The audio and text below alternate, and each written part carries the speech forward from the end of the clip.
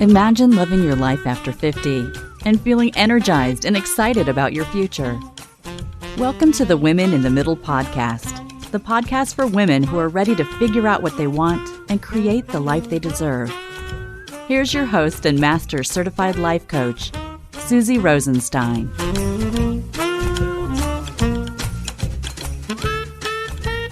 Hey there, welcome back to the podcast, Women in the Middle. I'm your host, Susie Rosenstein, your master certified coach and midlife mentor, and I'm so glad to be here with you again for this week's episode where we are talking about weight loss and wake-up calls in midlife. What I mean is, my guest is an amazing weight loss coach, so of course I want to talk to her about weight loss strategies in midlife, but I also want to talk about how a wake-up call can really help you focus on what's important for you, because that's totally what happened to her. Now, you might think that that's an unusual combination of topics for an episode, but you know what? I just couldn't help myself. My guest today is fascinating and can speak to both of them. So it's a benefit of having your own podcast. I could do what I want as long as I come up with a good title that makes sense to you and that gets you excited about listening. And of course, I want to deliver great information to make your day a little brighter. That's how we roll on the Women in the Middle podcast. So let's talk about weight loss and wake-up calls. Let me tell you about my guest today. Cookie Rosenblum works with amazing women who want to lose weight and their emotional and habitual overeating and learn to eat and live like a natural eater. For over 25 years, Cookie's experience has helped thousands of women change their bodies and their lives from the inside out. She's a master-level life coach and author and host of a highly acclaimed podcast on iTunes. Cookie's book, Clearing Your Path to Permanent Weight Loss, is critical in helping you figure out why nothing has worked for you so far, so you can stop repeating the same eating and thinking mistakes over and over again. Her podcast, Weight Loss Made Real, which is top rated in iTunes, is almost like having private sessions with Cookie. On her podcast, she does just as she does with her Freedom Group members. She coaches you on how to not only lose weight and end painful eating patterns, but also on how to lose the whole problem. But remember, there's another reason I wanted to have Cookie on the Women in the Middle podcast. She's experienced what so many of us experience at our age and stage, a wake-up call, a big one. And the experience helped her figure out some priorities in her life, like determining exactly how she wanted to create business with balance. And she did just that. I know you're going to get so much from meeting Cookie today. She's an amazing woman, weight loss coach, and entrepreneur. So please enjoy this interview. Cookie, thanks so much for being with us today on the Women in the Middle podcast. Thank you, Susie. My pleasure. I am so excited to have you here for two main reasons. And the first one is, first of all, I love any time I have with you. So this is just a bonus. But really, you're an amazing weight loss coach with over 25 years experience. And I want to ask you a couple of questions about that for the Women in the Middle. And also, you made some very specific changes in your business to suit your intentional lifestyle, which we love talking about in midlife. And I want to talk to you about that too. So with so much to talk about, let's get started with a couple of weight loss coaching questions, which you're such an expert. I'm really excited to hear this from you. So the first question is, in midlife, women are very quick to feel like their weight gain is totally out of control because of menopause. And I was hoping you could talk a little bit about this. What are some of the myths about midlife weight gain? Absolutely, Susie. And by the way, any time with you also is like a big treat for me. So, woohoo! Double thank you. So the big M. All right, here we go. The biggest myth is that as you go into menopause, you will inevitably gain a lot of weight. Now, you know I'm not a hormone expert, but I do fit into this midlife category, and a lot of my clients do too. So here's what I know. When we're younger, we naturally have more muscle, even if we don't exercise at all. So as time goes on, if we don't do anything to build muscle, which really is just maintaining the muscle we have. What happens is we lose muscle and we gain fat. And muscle is a more metabolically active tissue than fat. So our body compositions change. There's less tissue that burns up the food that we eat. So we could eat the same thing that we ate when we were 30 or 40, and we're surprised we're going to gain weight. And that is very distressing, right? It's such a surprise. Yes, like I'm not eating more than I used to eat, but suddenly the scale's going up. So that's number one. Number two is, as our estrogen levels dip, our sleep changes, as you know and I know, our moods fluctuate. This is common. So when this happens, it is really common to try to medicate ourselves with extra food. We're not consciously trying to sabotage ourselves in any way. We're just trying to get through the day. So even if you were not an emotional eater before, put in less sleep and put in suddenly out of control moods, and you're going to find yourself eating emotionally to feel better. So you eat to feel better, and voila, now you have an emotional eating habit where you didn't have one before. So the facts are that menopausal women do generally gain an average of 1.5 pounds per year. Not that much, right? But it does add up. And while we were younger and we were able to get away with eating tons of junky food, now that food does not mix as easily and isn't metabolized as easily with our changing hormones and our changing body composition, so we're more sensitive to eating that kind of food. Long answer, I know, but I wanted to give you everything I knew about that. No, that's really good, because I certainly felt, I've been menopausal now for about 6 years, and I was like, oh my God, everything I used to do to lose a quick 5 pounds doesn't work. It just doesn't work. So that really was a bit of a surprise for me, but I kind of thought, well, I'm destined to just gain the weight and that's it. It didn't occur to me that I could still lose the weight. I just needed a bit of a different approach. Right, absolutely. And as in everything, as we go through all kinds of stages of life, no one teaches us that you have to step back, see what's happening, give it some thought, do some research, and figure it out. We just feel changes, and we just feel kind of helpless, you know? This is happening to us, and there's nothing we could do about it. That's our default. It's so true. It is so true. So thanks for that. And there's one more question I can't resist asking. I wanted to talk to you about how women our age can start to connect more with mindful eating. That's a real catchphrase these days. But in midlife, we're doing things certain ways now for decades, right? And it's really true with eating. We eat out of habit. You touched on emotional eating and not having a clear sense of when you're hungry and when you're full. It's just another example of this autopilot thinking and doing and not being intentional. So I was wondering, could you talk a little bit about that? Yes, I will. So most of us learn how to eat from our early caregivers, and that's where most of our habits are formed. We learn to be good girls, and some of us learn that means cleaning our plates. Or we fall off our bike, we get hurt, we get ice cream, right? Or we get good grades and we celebrate by having extra treats. I don't know if you ever experienced any of those little things, Susie? I did, and I actually remember in the 80s going to a Weight Watchers meeting. And on my way out of the meeting, my way out of the mall, I wanted to treat with myself from this chocolate store. So I was celebrating my pound or two of weight loss with a chocolate treat on the way out the door. And I didn't even notice how odd that was until several years into really starting to learn about what this, what it all meant, how I was processing food and food rewards. Yeah, and also coming to a grown-up definition of what a treat is, right? A treat has to feel good when we think about it. A treat has to feel good when we're enjoying it, but it also has to feel good after we're done. If we're filled with regret and shame about something we just did or ate, that is not really a treat.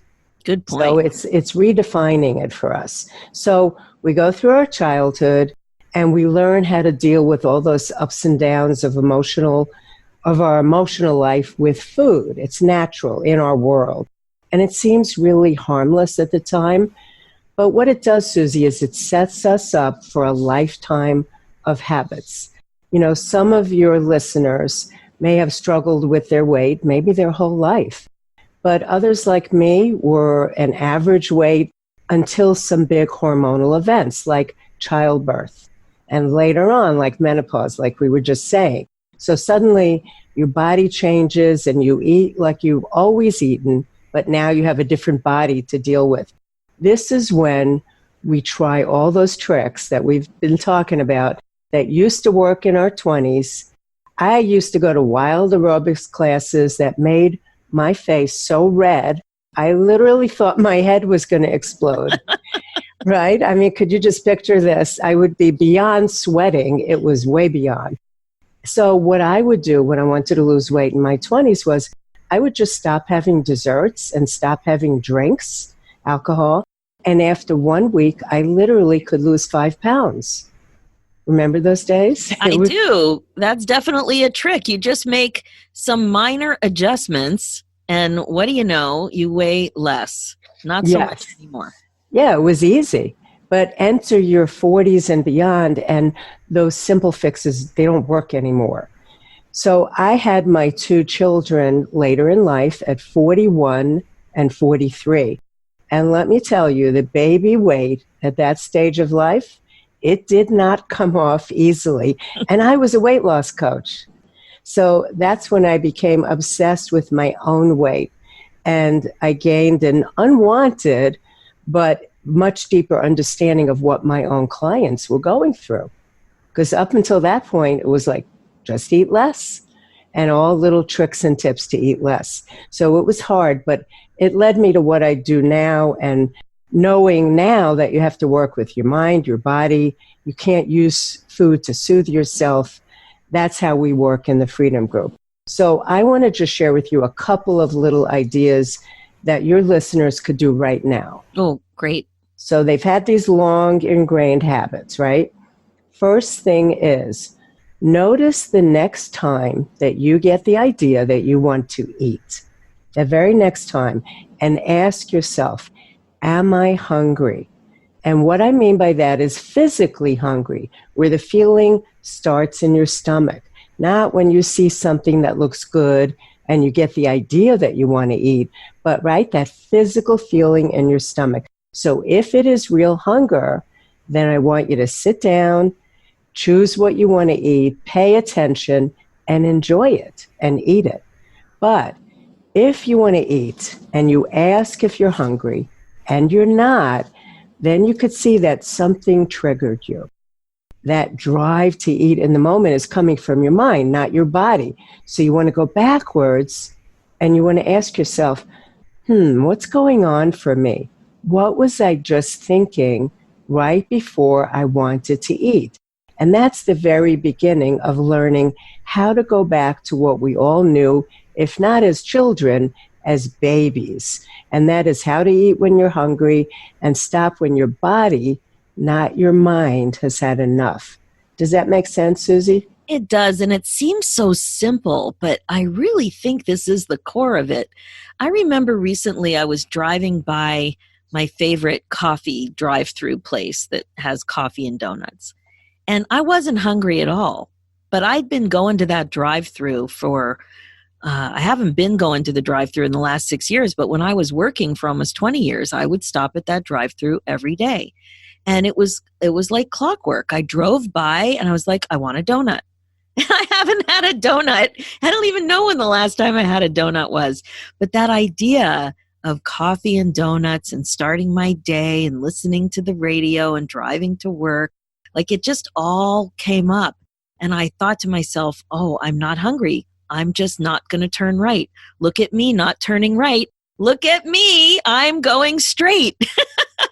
Well, that is exactly what you have to do. You have to really notice when you're not doing the old habitual things and really get excited and give yourself credit, because when you do that, you're wiring that new pathway of not turning right and not going into the drive-thru. Was it right? Yeah, it was right on that one. What am I doing? What if I just ended up there and I had nothing to do with it? No, that's not true. That's not how it works. My mind was going crazy. I'm like, why can't the light be green? Get me out of here. Yeah. And the funny thing is, it doesn't really mean anything's wrong. We are all creatures of habit, right? And our brain uses habit to save us time and energy. So it links together the two things that you were doing. You're driving in a certain area and it links together. Oh, she must need a donut. And it's just trying to get you there quicker and easier.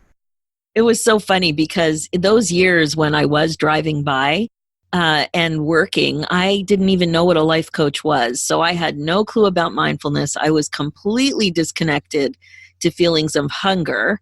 I never really even thought about that unless it was such a loud rumble that the person next to me could hear it. And like that hangry feeling, right? So this time, it really kind of took me by surprise. I didn't expect to have the thoughts about wanting the donut. But then I was able to have that kind of curious yet comical conversation with myself and keep going straight. It was pretty funny. Yeah. Yeah, that's so helpful. So, okay, my women in the middle, you can see that Cookie is an amazing coach. I mean, and we can't not comment on your nickname, Cookie. I mean, if I'm going to have a cookie in my life, I'm glad it's you and not another cookie with too much sugar. But Cookie really is an amazing coach. And she also has an amazing approach. And if you want to learn how you can work with Cookie or listen to her podcast, just stay tuned because the contact information will be included later in the show. But the other reason that I really wanted to talk to Cookie today is because of this whole pivot in life thing that we love to talk about on the Women in the Middle podcast. So Cookie, tell me, how did you come to a realization about your business model? So I know that recently you've really been tweaking your business model and you've told me that you no longer really see that the way you've been working for years is aligned with your lifestyle anymore and you needed to make a change. That point when an amazing woman in the middle knows that she has to make a change, that's when I want to get them on the podcast. So let's talk about that change, when you noticed it, what you were thinking, and what your next steps were. Well, several years ago, Susie, as you know, I had cancer, and it was pretty serious. And during that time, I stepped back from my work, and I thought that that was my wake-up call to live my life very authentically, to focus on what was important.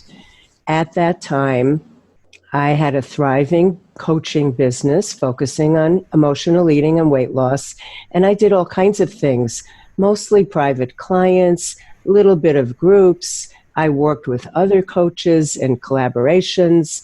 I had products. I had all kinds of things. And I went back to work, and I loved what I was doing. I loved my clients, loved the work.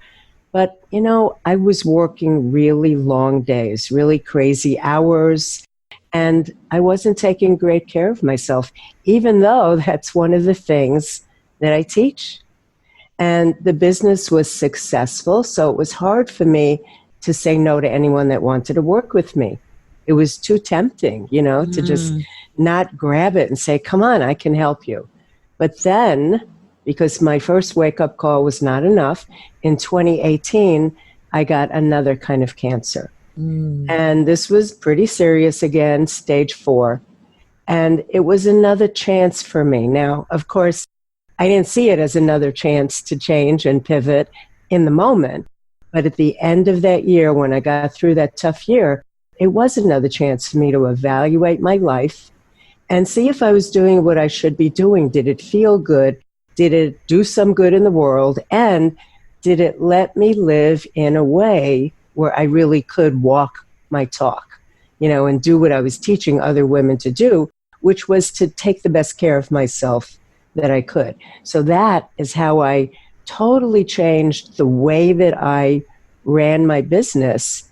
And I opened up the Freedom Group, which is a way of working with women using the same thing, the same program I used one-on-one, but now I am doing a group, and it's a more sane way for me to live. So now I focus all my energy and my brain space and my time on the Freedom Group, and it just fits my life, Susie, and it feels so good that, I could figure out what wasn't working, what I wanted to be different, and put it into place. The thing is that it's not always that obvious. So it's amazing that with this second wake-up call, and I can't, like this, it's impossible for me to even imagine what you've been through, but that you still wanted to continue this amazing work with women and helping in this way, but that you realized you were out of alignment. And I know that sounds so coachy, that terminology, but it really is a disconnect when you know that you're helping other women and you're working on this message and helping them understand to connect with what it is that they want and then figure out how to live that way. And when you're not walking the walk, it can be very uncomfortable. Right before I came back to work, it was like standing on the edge of a swimming pool and looking in.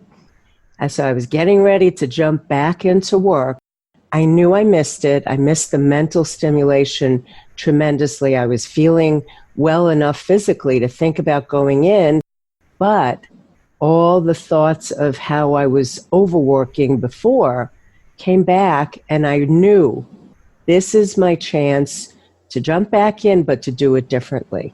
So I'm kind of lucky in a way that I had that space that allowed me to look at it instead of just keep on doing what I was always doing.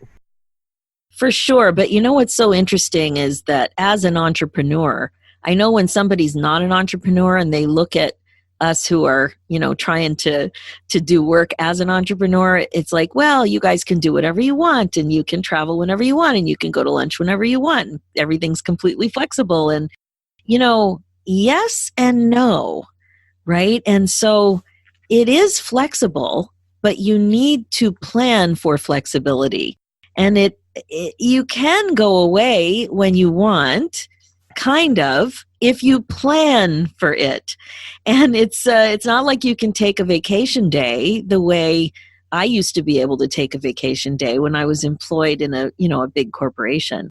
So it's very interesting that you saw it and that you did something about it. And I also love that you did talk about a wake-up call, because wake-up calls can look very different, but the outcome of a wake-up call really is kind of like the universe is presenting you with the choice.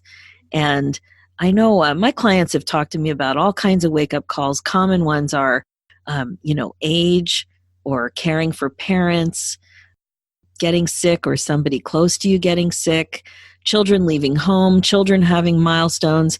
Sometimes the wake-up calls are positive, sometimes they're negative, but whatever the case, they're jarring. And it's kind of like a bit of a shakeup. And it really is an opportunity to do some reevaluation. So what did all of this mean for self-care after 2 times dealing with cancer? And now self-care you must have started to think about self-care differently after. I did. And when I first came back to work in the beginning of this past year, I just assumed, okay, I'm not going into the overwork mode again. This time's going to be different. But I'm a creature of habit, like we all are. And little by little, I began to find myself heading back to where I was, even though it was a group business model instead of a lot of one-on-one clients. I still was doing way more than I originally wanted to. So this is where I'm doing my work right now. Although I'm a teacher and a coach, I believe that we all work on ourselves until we're out of this world. And sure. That's a good thing, right? It's not meaning that something's wrong with us and you have to be on a self-improvement binge until the day you die. I look at it as you have to get clearer on how you want to show up in the world. What version of you do you want to be and to present and to do things with? And is it going to be the version where you're always exhausted and depleted and struggling? Or do you want to finally take care of that and clean it up so that you can spread your gifts in the world more, whatever they are? So this, for me, is my real focus. You know how we choose one word a year to focus on? So my word for this year, hyphenated, is self-care. And I am doing more than ever before. And it's only January, early January, but as we're recording this, but this is my year to really focus on self-care. You know, one of the words that I use in my framework for the work that I do is becoming. And becoming really refers to becoming the woman that you want to be on purpose. And it really gets at what you were talking about. How do you want to show up in the world? Do you want to be more patient? Do you want to be well rested?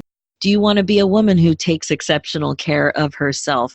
Do you want to be a woman whose work is completely in alignment with her personal practice? So when you think of self-care, like what are you doing to take care of yourself? What are some of the things that are really important for you? Well, I actually write that down. I don't have it in front of me, but I think it goes back to values, right? If you're very clear on what your values are, then you have to make sure that you're applying the importance of those values to you and how you deal with yourself. So health is obviously an important value to me. And taking care of my physical being is very important to me. So that means having a morning routine, simple, having an evening routine, eating good foods 90% of the time, foods that are helpful to me. I don't believe in bad foods or good foods, but some are more helpful to us, especially in midlife, right? And so it involves eating good food, moving my body. And, you know, it's funny because as the decades have passed, moving my body has changed. Where I used to be a fast walker, I was never a runner. And then I would just walk on the treadmill. And then various interventions happened, you know, with my knees and parts of me that didn't perform like they used to.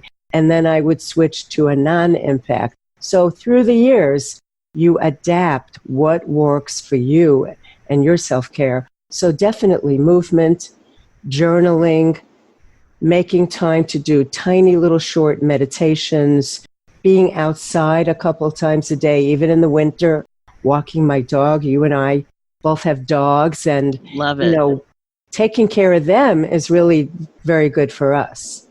And one of my important values is connection. So connecting with close family members and friends, and you know, all the business connections that you make, and of course my beloved members of my group, who we really do get to know each other in kind of deep ways. So it's nourishing my body, my mind, my spirit, having things to read, filling myself up with things that make me feel good. Oh, I love that. I love that you used the word nourishing. Nourishing is a beautiful way to think about it. It feels so different than something that you should be doing. Like nourishing is so gentle and caring and warm and full of self-compassion. I love that. It really feels different than I must exercise. Oh, absolutely. And especially the old thought of I must exercise to lose weight. Aha. So true. Right. You know, we're not broken. We don't need fixing. But I believe that continual growth through our life is what nourishes us.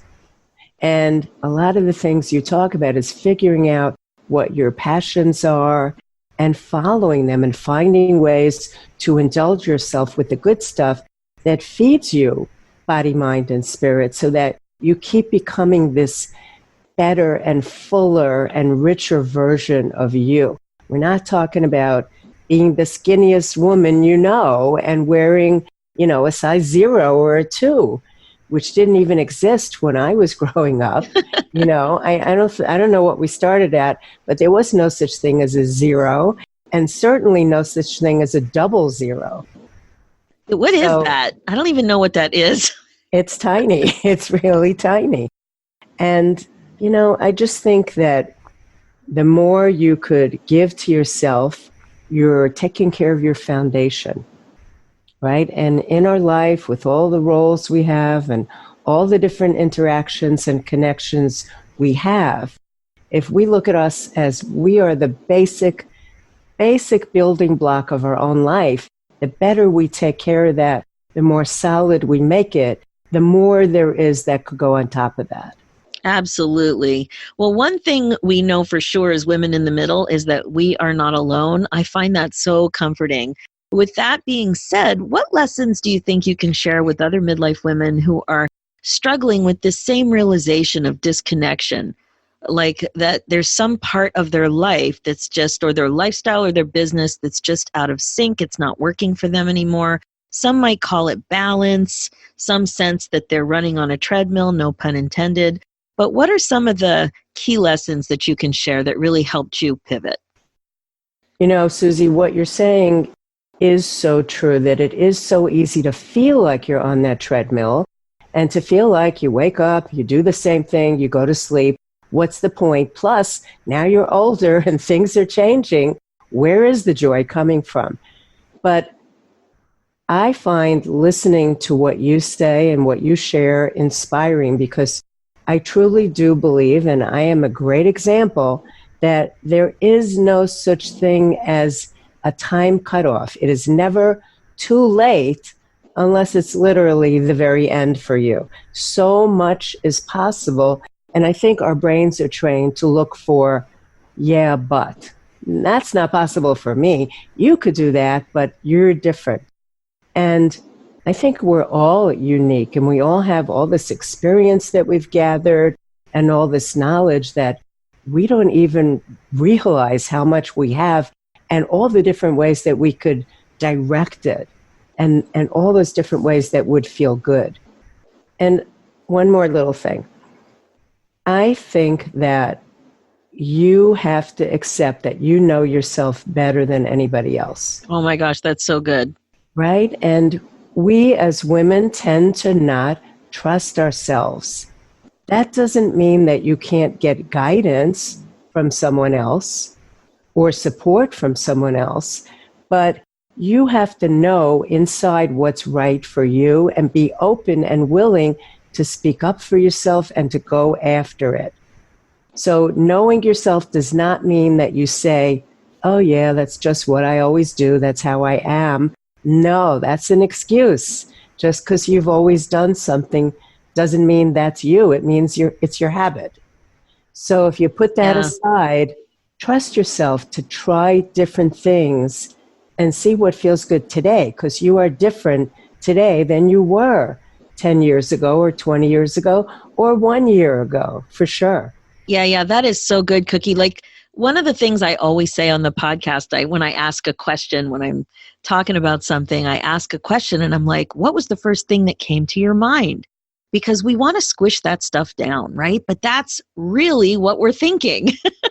So let that image or let those words come forward. That really is your authentic self speaking to you. And to just allow it, just to pause and look at it, just respect it, respect yourself, just really embrace that stuff instead of squishing it down and squishing it back, because we really do. We're not just older, we are older and wiser. Absolutely. We're definitely wiser. Cookie, you are a wealth of knowledge in so many ways. How can listeners find out more about the Freedom Group and Real Weight Loss for Real Women? Susie, the Freedom Group is the way that women can connect with me and learn how to leave those overeating habits in the past. The Freedom Group opens for new members 4 times a year. So to get on the wait list and learn just about how it works and what it can do for you, you can go to weightlossmadreal.com/group. I also would welcome your listeners to join me in my free Facebook group, and it's called Weight Loss Made Real. It's the same name as my podcast, Weight Loss Made Real, and that's where we talk about the weekly episodes, and I help them not just listen and nod their heads, but actually take action. And I'd love to connect. That's amazing. Cookie, thank you so much for joining us today on the Women in the Middle podcast. You're amazing. It's funny how we originally met because you, of course, I found you at the life coach school, and I kept thinking, I saw your name when I was a new coach. I'm like, why don't I know her? Who is this Cookie? I need to find out who she is. I kind of stalked you. And then when we were both teaching and I went up to you and I'm like, I need to know you. We're going to be friends. I feel the same way. And we've had some pretty fun adventures together. And you have a prime spot on my bulletin board now, with both of us wearing matching hats. But that's another story. We found the most beautiful hats in Southern California. It was great. Cookie, thanks so much. I know this information is really going to help these amazing women in the middle, and I know that you're going to be there for them, as you always are. Thanks so much for joining us today. Thank you, Susie. That's it for today's episode. I'm sure you'll agree weight loss and wake-up calls are actually an interesting combination of issues to talk about.